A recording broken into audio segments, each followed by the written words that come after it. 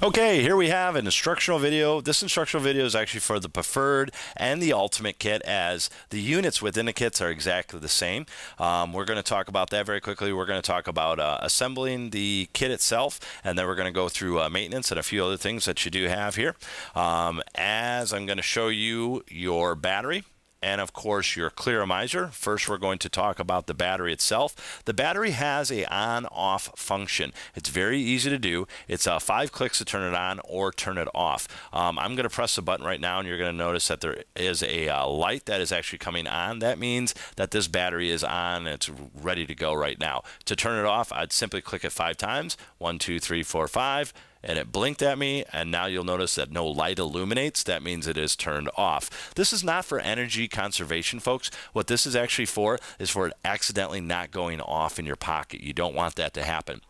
So you want to make sure that it's turned off if you are storing it, whether it's if you're a gal and you're putting it in your purse, or a guy and throwing it in your pocket, things of that nature. You don't want this accidentally going off, because it's going to burn out your heating element, and that's never a good thing. So you do have an on-off switch with this. As far as charging goes, these are very easy to do. All you do is you take your charger here and you just screw it on clockwise. It's very, very easy to do. The light here is going to go from green to red. It's going to show you when it's charging. Now, this is lithium ion, so it's not like the old NiCad technology that you had to wait on it to totally deplete and then recharge it. You can charge these batteries 10%, 50%, 100%, whatever you want to do. It's completely up to you. You can leave this on the charger for overnight, for a couple of days. The unit itself will turn off. It's not going to damage the battery that you see there. So that's one thing to notice about the lithium ion and the battery itself. So it's very easy to do. As far as maintenance goes with your battery and your charger, it is good at least once a week to clean off this charge point that you do have right here. It's very easy to do. Just take a little bit of tissue and clean it on off. As far as your battery goes, you want to put a Q-tip on in there, and all you're going to do is clean it on off very quickly. That will guarantee that it gets the proper voltage to the unit itself. So you always want to make sure to do that. It's very, very easy to do. Now we're going to go to your Clearomizer itself. This is a dual coil Clearomizer.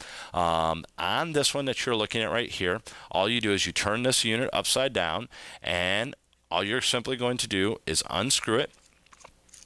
This will allow access to put the liquid into the Clearomizer itself. You do have the clear housing. That is very useful, as you know what level you're actually at. When you do put the liquid in here, you're going to put the liquid around that metal tube and not above it.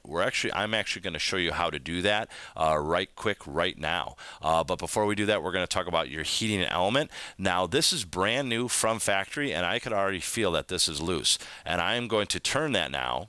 See how it just turned that little bit? That little bit, you always want to make sure that these are nice and tight on these units here, because if you let it loose just a little bit, it's going to cause leakage, and you're not going to get the proper voltage. So you always want to make sure this is tight. Every time you fill the liquid on up with new refill liquid, make sure your coil is tight. It's very easy to do. A lot of people don't do that, and that causes problems for them. So make sure to turn that and make sure it's tight. Now, when do you need to replace a coil, and how often? Number one, if you're a heavier user, you're looking at usually about 2 weeks. So that's 2 weeks, and then you're going to have to replace it. If you're a lighter user, you're going to go a little bit longer. When you know that you have to replace one of these, one of 3 things will happen. Number one, there's wicking, like a fabric type wicking in here, that will burn out. That will cause a burnt, harsh taste to the back of your throat, and that means that the coil needs to be replaced. The second way is the liquid will not exchange into vapor anymore. You're getting a little bit of liquid there onto the tip. That means that you need to replace that coil. The last thing that we're looking at is it wears out. This is it's a pretty normal thing to have happen, where all of a sudden, it's at 90% and then 80 and then 70 and then 60. When that does happen, you just need to replace the coil. So if this unit's working great for you, and then a couple weeks down the road, all of a sudden you're like, oh man, this is not working for me, I want to have a cigarette. It's your coil. You just need to replace your coil. So that's how you do it. It's very easy to replace a coil. I'm going to show you very quickly. I'm just going to unscrew it completely, counterclockwise. I'm going to take it off. I'd take this old one away, grab a new one, and then I would put it onto here like so.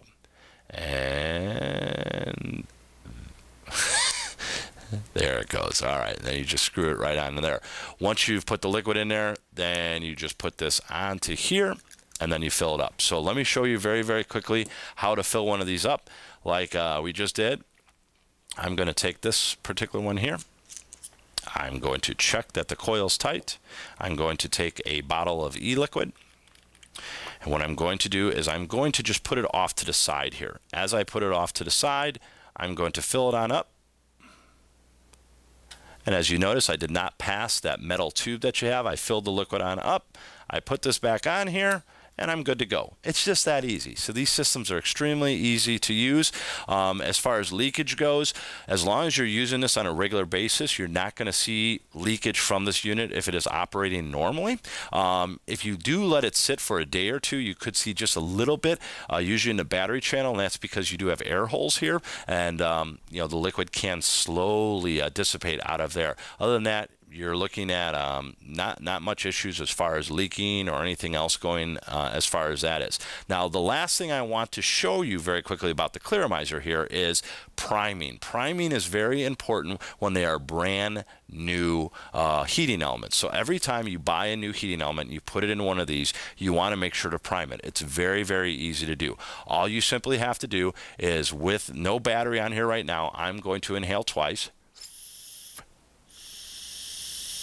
Two really good inhales. Now, those two really good inhales, that is forcing some of that liquid into the heating element itself. You want to think about heating elements kind of like car engines, and think about your liquid like oil. If you run that engine without oil, or if it's low on oil, it's going to burn it out. So what we're doing is we're trying to avoid that by prematurely damaging the heating element. And you can do that. Just those couple of seconds that it takes to process to get that liquid on out there can cause those problems. So now we have this this here. I'm going to turn that battery on very quickly. Now I'm going to do very short puffs. And I'm just making sure that I'm getting a little bit of flavor. As soon as I get a flavor, then I'm going to do a nice long inhale. Got a nice really long inhale with this. That's one last point that I'm going to make with these electronic cigarettes. If you're brand new to e-cigs, this is very important there. What you want to do is you want to inhale and bring as much as you can into your mouth, and then bring it down into your lungs. The reason for that is your body can detect that this is like a steam or a vapor. It's the same thing as like if you're in a shower and you try to inhale hot steam very quickly, you can cough a little bit. I see a lot of new users, they'll cough sometimes, and that coughing is actually from them just trying to inhale like a regular cigarette. The best practice is bring as much as you can into your mouth and then drop it down into the lungs. So this, of course, is your instructional video for your preferred and your ultimate kits. That just kind of shows you how to use these that you're looking at there. The last real point to kind of mention is the liquid itself. Please always make sure to use premium e-liquid. I do, of course, recommend Z e-liquid. Worked really hard on getting this USA made premium brand. With this, what you want to watch out for is you pretty much get what you pay for. If it's really low grade, it will damage your systems. Even dual coils, it'll cause problems. What you especially want to keep away from is really thick e-liquid. So you want to change that bottle around there. If you notice that liquid just moves very, very easily, think of that with your system itself. If it's a real thick liquid, it can't process it. It can't exchange that from liquid into vapor. So you want something where your unit has absolutely no problems exchanging it from the liquid into the vapor. Last thing, of course, is don't ever let this get completely empty. Once you see it getting kind of down towards the end there, you might want to top it on off and go all the way with some fresh liquid, because like I said, think of this as a car engine. You have no oil in there, it's going to burn out right away. So always make sure that you have the liquid in there, and that's why it's handy to have these clear Clearomizers where you can easily and quickly identify how much liquid that you do have on board. But for now, that's it with the Ultimate Kit or the Preferred Kit. I hope that this assisted you. If you do have any other questions, please feel free to email me. It's pretty easy. It's Shawn, S-H-A-W-N, @zcigs.com, and we're here for you. Whatever questions that you might have. There is a little bit of a learning curve in the very beginning, but these systems have gotten very, very easy, very, very nice to use, and I hope you all of the success with moving on from from traditional cigarettes on over to electronic cigarettes. My name's Shawn. I'm a 20-year smoker no more, and I'm pretty happy about it, and I'll see you guys soon.